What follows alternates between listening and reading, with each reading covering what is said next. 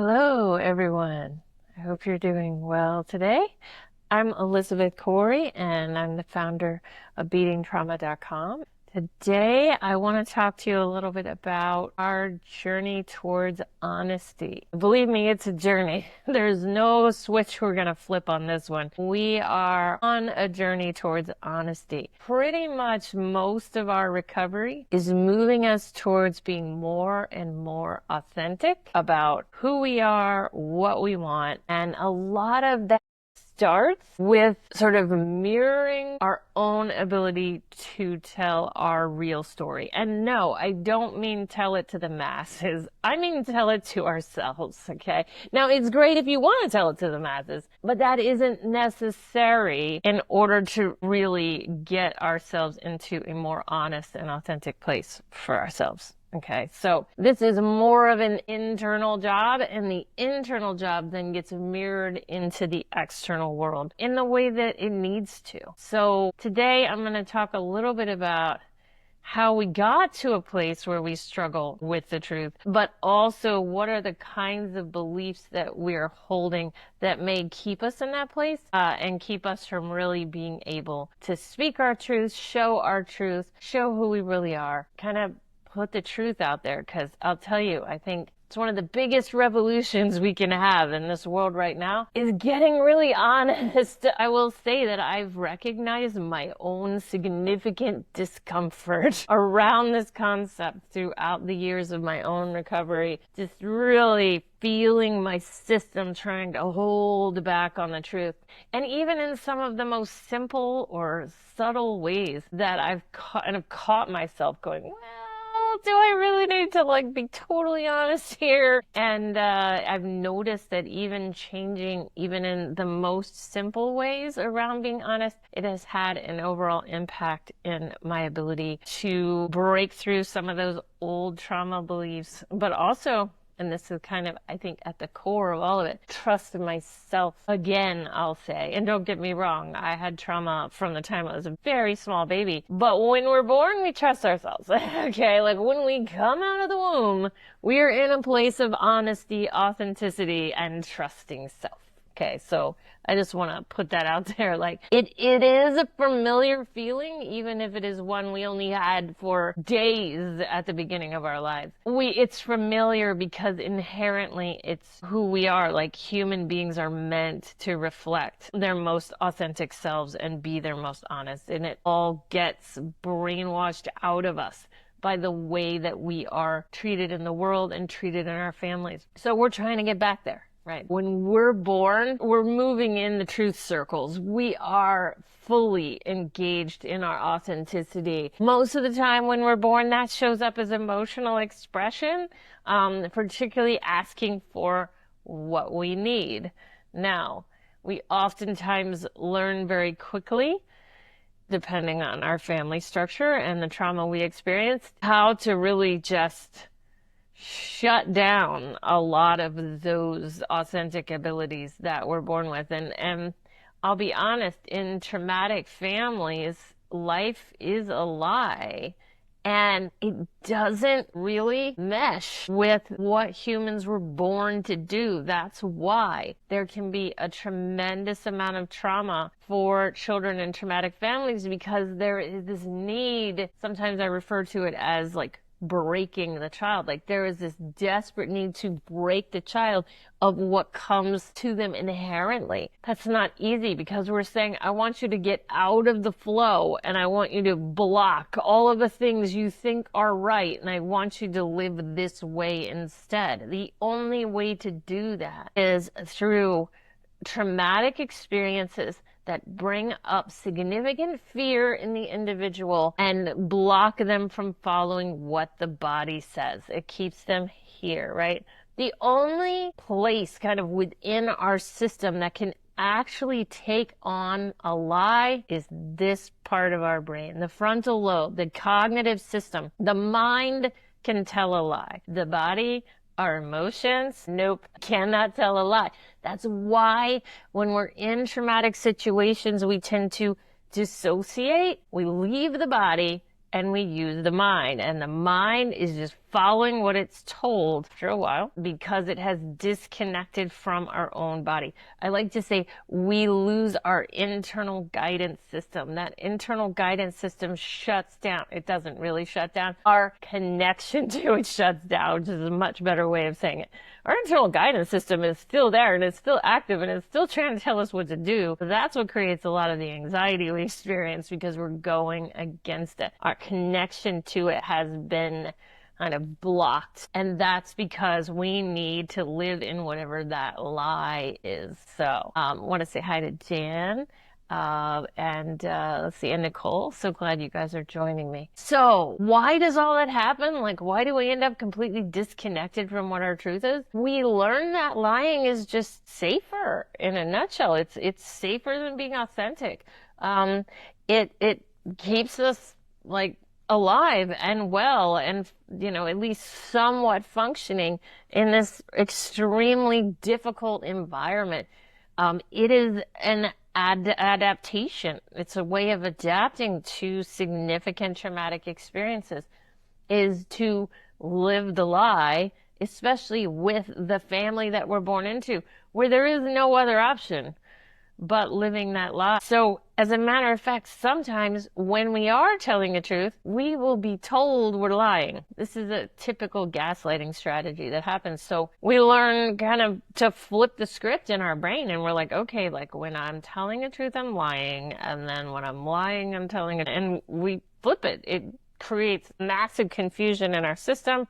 Because the mind is saying one thing, the body's saying another. But this is how we can survive traumatic environments. So I want to talk a little bit about some of the beliefs. I mean, I really just talked about one, which is about safety and how lying is what keeps us safe. The truth is dangerous. But I'm going to talk about some other examples of beliefs that you might be holding. Now, most of these won't be obvious to us in the conscious mind. When I first started this journey, I would not have thought that I felt any of these things, as a matter of fact, because I was operating so heavily from the mind. The mind is doing all of the lying, but the mind is also not going to let us see that we're lying.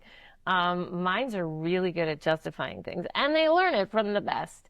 You learned how to just your lies that you've had to live in from other people in your family who were also justifying those same exact lies. Right? So most of the time after trauma, our mind is lying to us. Okay. And that makes it very, very difficult then to be honest in the world around us because we don't even know what the truth is anymore. Not consciously anyway. All right. So the first belief I want to talk about here is we can't trust ourselves and what we think is the truth. So this gets to this idea of that gaslighting. We don't consciously know what the truth is anymore. Okay, so what I was just talking about, many times we'll be telling ourselves stories in the mind and we don't even know to question those stories. Sometimes I refer to these stories as the convenient story, right? As opposed to the inconvenient truth. We don't want to admit the inconvenient truth. We stay in that convenient story as long as we can because that's what feels safe to us. And I mean, these stories can be any number of things. I can tell you the first day I went to therapy, and I worked with my therapist for 7 years before I kind of went out on my own and started doing my work by myself. And I will say that on day one of meeting her, I told her that I had a really great childhood and an awesome supportive family. I mean, that's how much of the lie I have bought into. Now, she could also see that I was a complete anxious mess and probably didn't believe me. But I specifically remembered telling her those things. And I probably remember telling her those things because I knew it was a bold-faced lie when I said it. But I didn't know that consciously. I only knew that in my unconscious. My unconscious was screaming at me going, what the heck are you talking about? And I believe that was happening. And that's why it sort of never left my mind, that moment and what I said, because I knew on a lot of levels that that wasn't the truth. But my mind was very committed to that being my story, right? So we don't consciously know we're lying anymore. We've had to block that conscious understanding that these are lies for the most part. I'm not saying that's always true. if we do know it's a lie, we probably have built up an extremely elaborate and convincing justification for what we're saying. And so to us, even if it is a lie, we have a lot of really powerful statements happening in our head that's making that lie okay.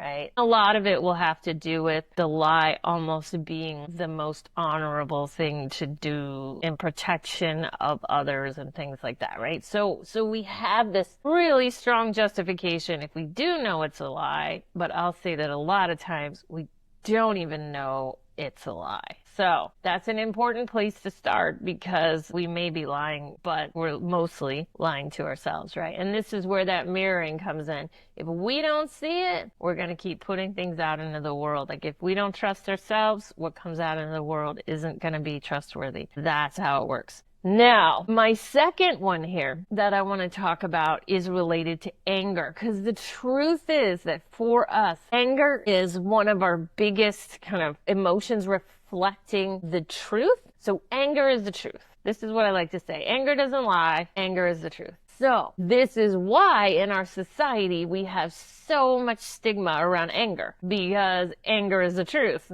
And as a society, mostly, we're not ready to see the truth. The truth is ugly. It almost always is, at least at first, right? What is it about anger? One of my favorite quotes is, the truth will set you free, right? But first it'll make you angry. So that's an important one for us to remember, right? Because anger and truth are symbiotic. They live together. The more anger we allow ourselves to feel, the more anger we allow ourselves to write from, the more we are going to get to our truth. And sometimes I'll refer to that as like clarity seeking. Anger brings clarity. The problem is, and this is the next belief, blatant anger is not acceptable. So we often learn from the very people who are trying to suppress us and block us and traumatize us that anger from us is not acceptable. Well, this makes sense. It's really inconvenient if the person that they're trying to abuse is angry. So they will try to shut that anger down. And in the process, we're all sitting out there raging furious, and we're not even being honest about that emotion. Instead, we're just putting on the smiley mask, right? Because that's what's acceptable in our society. Just be happy. Just be happy. Why are you happy? You just need to be happy. Everybody should be happy, right? We hear it all the time. There is a lot of pressure to be a certain way, to feel a certain emotion. There are emotions that are acceptable and there are emotions that are not. There are emotions that are acceptable at certain times. For example, you're allowed to cry at a funeral, and if you don't, they might even look at you funny. But don't be crying at any other time, right? So these are things that we come to understand. And so even our emotional state is not honest. So instead, we're raging inside. We're putting on this mask that says we're fine. And then we're being really passive aggressive to express the anger, right? Because it has to come out somehow. And this can lead often to us saying one thing and doing another. Sure, I'll do that, but then you never do, right? This is kind of that passive aggressive thing. Or saying, oh yeah, no, I'll take care of it, consider it done, and then sitting there inside fuming because you promised something that you do not want to do at all. Right? That's a dishonesty, right? That lack of a boundary and the rage that builds within us is a dishonesty, right? We're being dishonest. We're being dishonest with ourselves. We're being dishonest with that other person. Now, granted, that person may have invaded our boundaries, but we are going to get much further with them if we say, hey, you invaded my boundary, or hey, I'm angry about this, as opposed to kind of dragging them along in this sort of dishonest journey of passive aggression because we are not allowed to feel our anger. So this is the second belief I wanted to bring up today that will dramatically impact our ability to be honest. We won't allow the anger to come through. And don't get me wrong, I'm not suggesting you should express your honesty through raging and throwing things and physically hurting other people. No, but there is a way to express your anger. I really encourage what I call rage on the page, which is where you express from the anger in writing. Do physical things to express your anger, physical things that are safe to you and others. But there are ways you can let that anger come through. Okay. And so that's what I really encourage for you, because it is allowing ourselves to be honest, because it's okay to be angry. It really is. So the next one is the one I talked about a little while ago, but bring it up again and maybe take it a little further. We believe the truth is dangerous, okay? And to take it even further, I'll say we may even believe that the truth is life-threatening. Okay. There may have been times in our past where maybe it wasn't blatantly said that our lives were at risk if we told the whole truth, but there could have been some pretty solid hints that didn't have a lot of subtlety to them that we would potentially have the conditional love from our abusers withdrawn if we were to tell the truth. And you have to understand that as an adult, I get that if we have love withdrawn from us, it doesn't necessarily mean we are doomed as a person. But if that happens when we're a child, it is potentially life-threatening, and that is the way that a child will likely internalize that message. The fear that can come up when we start to consider telling the truth can be very, very intense because there is this life-threatening component to it. With the withdrawal of conditional love is life-threatening to a child. So while now, it might not make a lot of sense, as a child it did. It made a lot of sense. So keep allowing yourself to consider the possibility that some of these attempts that you may be starting to make to be honest, when you're dealing with the fear around those, that's a very valid, real fear to some of those inner children, inner parts in the system. I mean, this was really dangerous, okay? Validating that for ourselves can help us to move through that fear, express from that fear, and get to a place where we can express what we're really thinking and feeling. So, the next belief system is really important, something that I haven't talked about yet today, which is that as a child, we may have learned to be ashamed of the truth. Okay? So being ashamed of the truth would happen when there were things that were happening to us where we were specifically blamed for those things. Okay? If we experienced blame around traumatic incidents that happened to us. And honestly, I mean, it's hard to even say if there, because it's almost inevitable that if we experienced abuse or trauma, we experience blame for it. So if we experience that blame, we may get to a place where we have a lot of shame tied to our truth. So now it's not just that we're lying to ourselves or we're afraid that we're going to experience something life-threatening or we're scared of our own stigmatized anger, but now we have this shame component coming in. So all of these things are suppressing the truth. Like, that's a lot of stuff, right? It's a no wonder that we chose to just toe the line and just repeat whatever it was we were told to repeat in our heads. The shame is saying, oh my gosh, if you tell this story, if you tell this truth, you will be blamed for it. You will experience horrific rejection for this truth. People will not like you. Nobody will like you. You will be rejected by everyone. And then we get back to that fear that says conditional love will be withdrawn and I will be doomed. So it's all very much connected. But I will say that one of the biggest things that we can do in our recovery is learn to speak the truth about our experiences, despite the fact that we believe there is that we have some kind of responsibility for that we are going to be shamed. Because I'm finding that more and more survivor groups are showing up and are supporting each other and really helping with this self-blame. We're normalizing that abuse happens, and it happens to a lot of us, and that it isn't our fault, right? And this starts to break the shame down, but the shame can only break down when we are able to speak the truth to somebody safe. That's a problem sometimes, because a lot of times we will have parts in our system that will keep driving us back to unsafe people to get them to respond to us differently.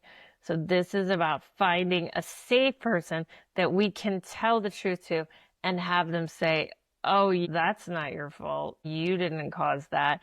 And a lot of times that starts with being able to tell ourselves that. One of the biggest healing things for me in my personal journey has been being able to hear my story, hear the self-blame in my story, and then say, that's not your fault. And in doing that, so much lifts in, my own personal journey. We're not going to be able to do that at the very beginning of our truth telling. Absolutely not.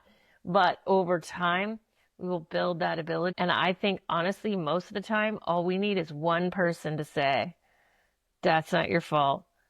That self-blame is not accurate. It's not honest. It's not the truth. We need that in our lives from one person, so that we can begin to do that for ourselves. It truly, I know for me, it was a real awakening when I started to realize this isn't me. I didn't make this happen. All right. So that's what I have for you guys today. If anyone has any comments or anything they want to add about this topic, about honesty in general, one of the things that I will suggest is that you really bring in emotional writing, emotional journaling to your practice of recovery if you can, because that is one of the ways we get the most honest with ourselves, truly. So Jan is saying there was so much sadness and anger going back to the person attempting to get things fixed. Yes. Yes, and there are certain inner parts in our system who have a tendency to do that. And yes, it never gets fixed. It's these particular parts think the only way we can heal those emotions in our system is to go back and get the people who did the original damage to fix the original damage, right? That's their approach. That's what they think they have to do. In reality, the only real way of healing is through the emotions that are in our system and telling our story to ourselves and validating ourselves. This is really where we want to put the focus. But these parts, especially as we get closer and closer to our deeper emotions, especially things like anger and grief, I find we will have a real strong push to go back to those people, or to go back to people that are unfortunately a lot like them, to get those needs met. It doesn't work. Try not to get, wrapped up in it when it comes around, but sometimes we will. Unfortunately, that does often create a bit of a re-traumatization in our system. So if we can sit with the emotion instead, if we can hear ourselves, if we can write from those emotions and validate our experiences ourselves, or we find a trusted therapist who really gets trauma, or a coach, or somebody, maybe even another survivor on the same journey, that is where we can get much more of what we need, which is that validation. It does not make the emotion go away. We still have to feel the emotion, but it gives us a little more receptivity to that emotion. We can then hold space for it a little bit better. So thank you, Jan, for that comment. Thank you all for being here today, and I hope you found this helpful. Keep practicing honesty with yourself. And if you could do it in little ways out there in the world, just saying who you really are, saying what you really want, setting those boundaries where they need to be set, these can be incredibly powerful for our healing and getting us back to that inner guidance system that we've all lost touch with in so many ways. So thank you all so much for being here. Thank you all again.